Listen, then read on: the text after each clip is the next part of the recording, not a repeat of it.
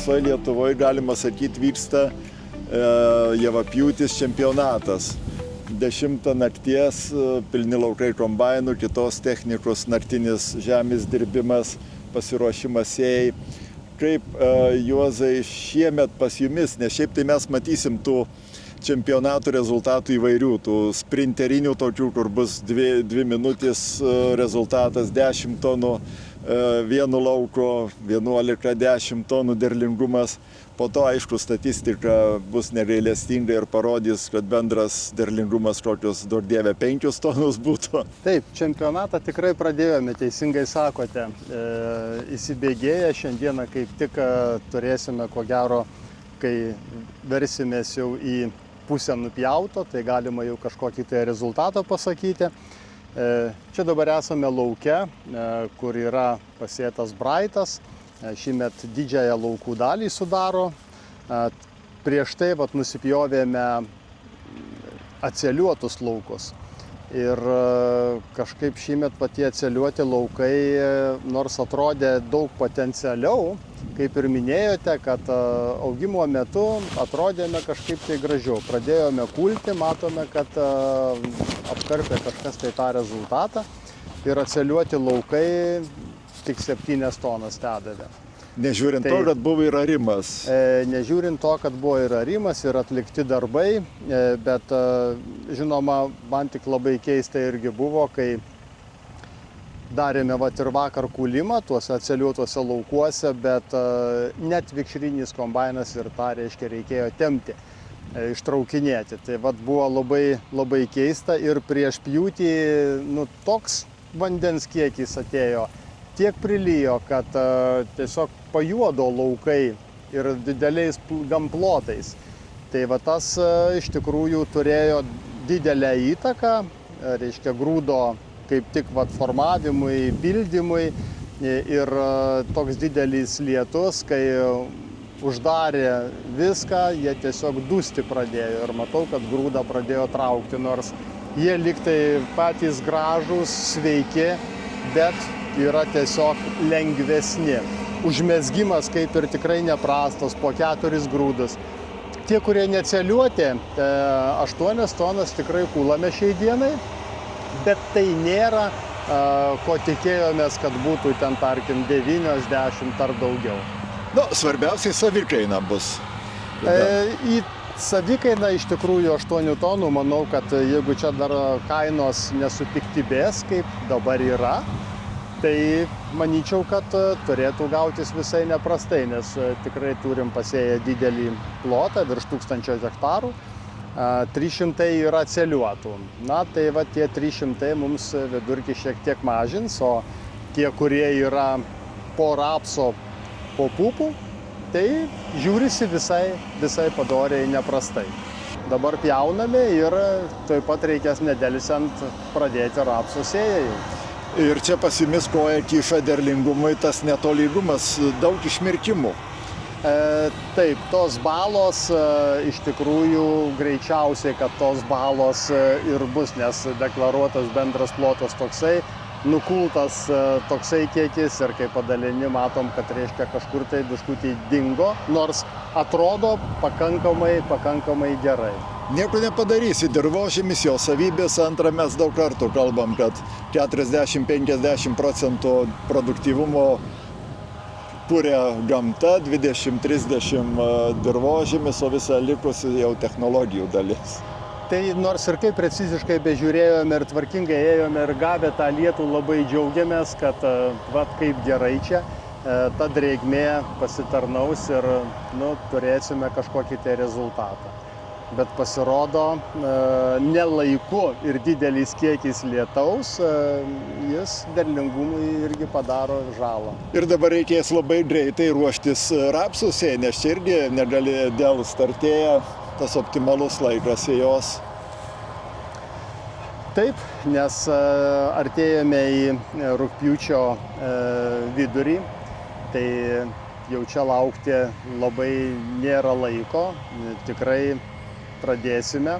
Mes įprastiniu būdu, aišku, pas save, čia šitame lauke, jau kai sėsim rapsą, tai iš pradžių reiškia Sėjame, kadangi su top-downu, tai žemės dirbimas ir iškart sėja.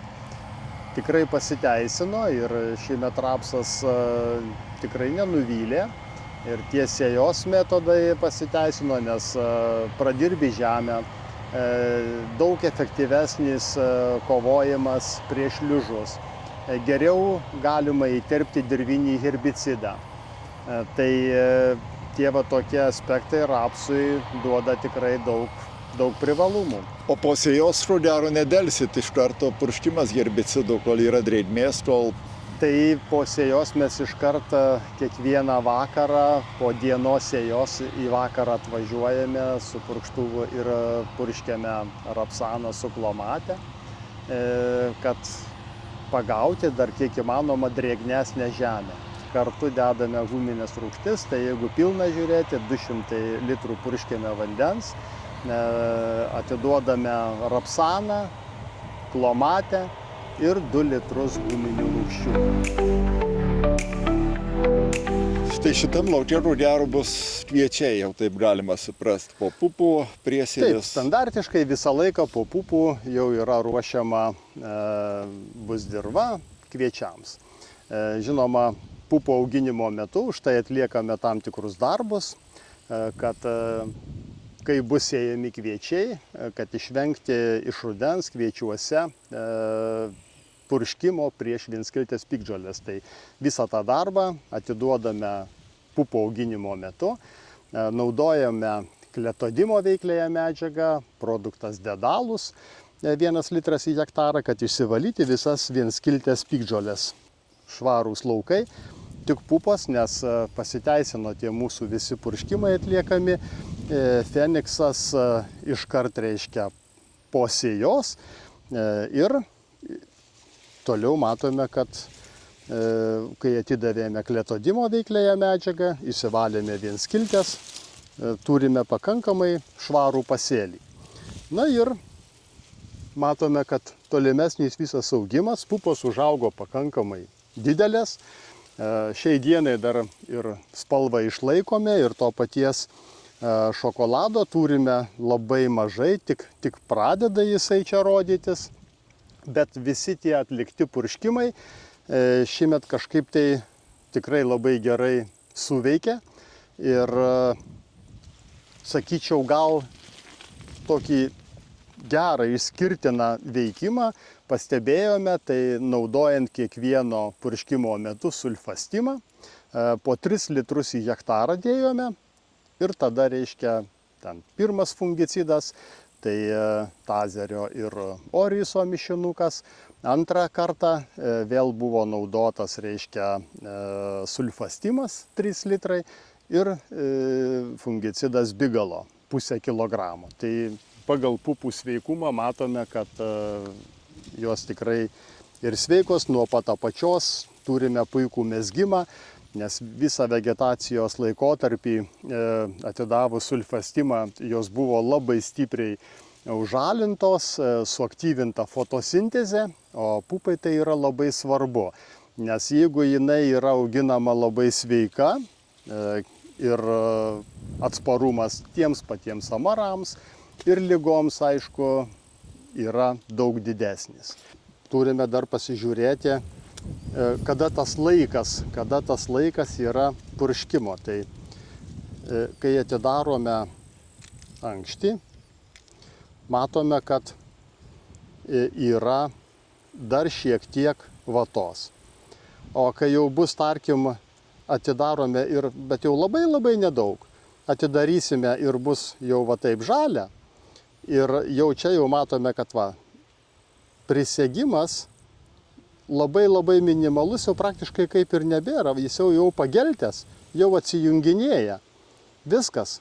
Tai jau rodo, kad jau atsijungusi.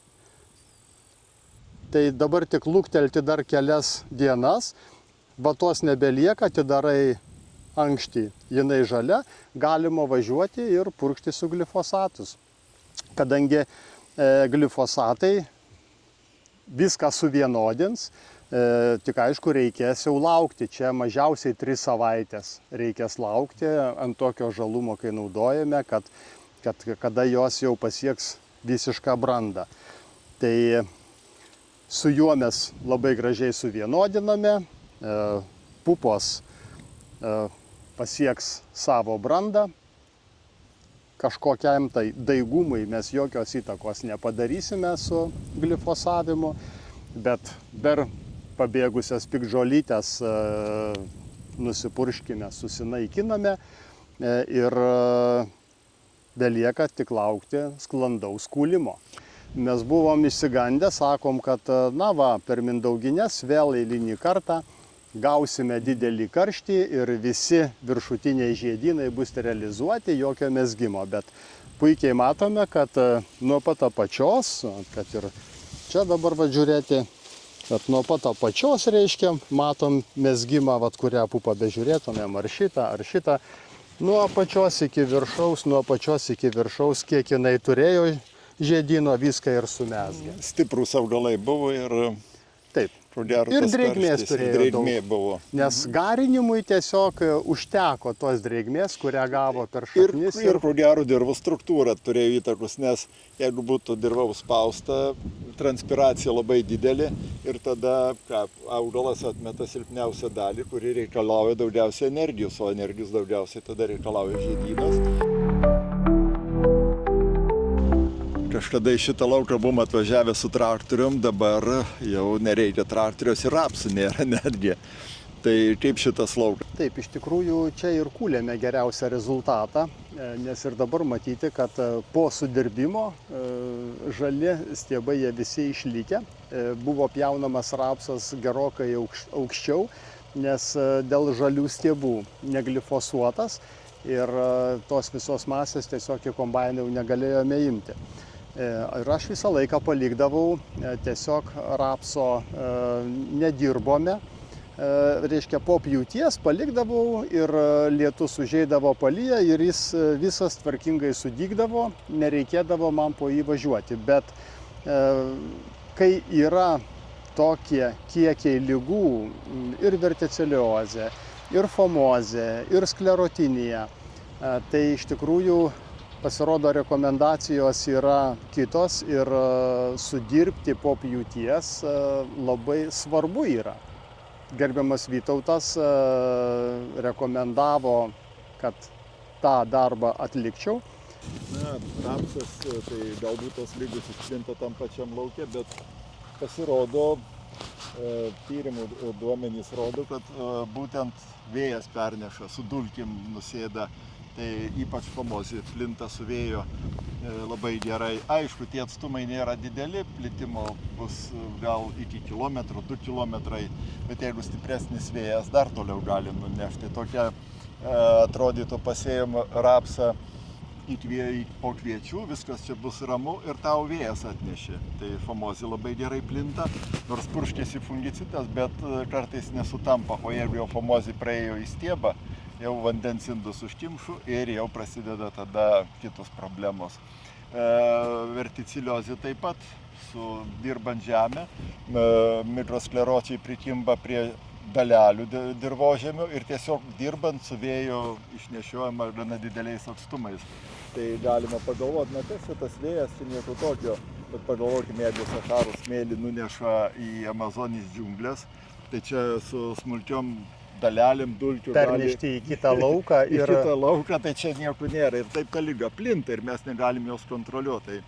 Dėl to ražienų purenimas, huminių rūgščių išpurškimas, augalinių liekanų skaidymosi skatinimas. Tai gali net labai efektą didelį duoda, čia visa literatūra visa praktiškai tą rašo, kad reikia naudoti destruktorius ir kad kuo mažiau liktų maisto patogenui. Tai taip mes visapusiškai jį spausdami savotiškai išspręsim šitą problemą, bet jeigu paliksim savieigai, reikės atsisakyti rapsų, kitaip nebus įmanoma užauginti, savikaina didės, lūkesčiai bus dideli, o rezultatų nebus. Tai purkštuvą galėtumėm išnaudoti aktyviau, 100 litrų į hektarą purškėme ir 2 litrus dėjome huminių rūgščių.